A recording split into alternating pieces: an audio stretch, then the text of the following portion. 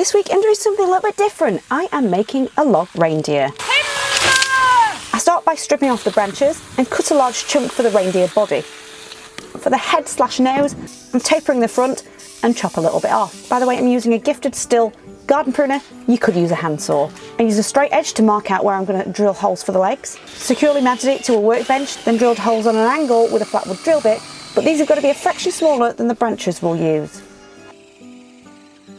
And because I'm using wet wood, it was easy to remove the bark with a blunt chisel. And just keep doing a test fit and then hammering it in.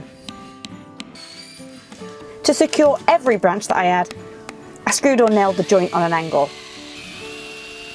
Now exactly the same for the head, but the neck is on an angle as well.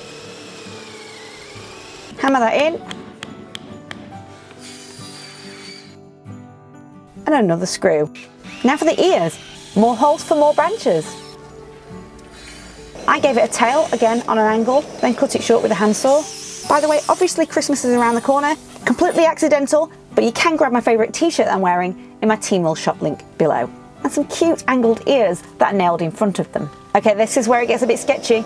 I doodled with some marker pens for a red nose and some black eyes. I'm sure you could do better. Now for the bonus. I'm making a reindeer sleigh. I'd already drawn around a circle shape, either end of a plank of wood, and cut it out on a jigsaw, and then matched it on another piece. And it gives me a very easy sleigh design. I just need to cut some slats to tie them together. I'll start the first one with a Carpenter square and keep nailing them from one side until it's all covered.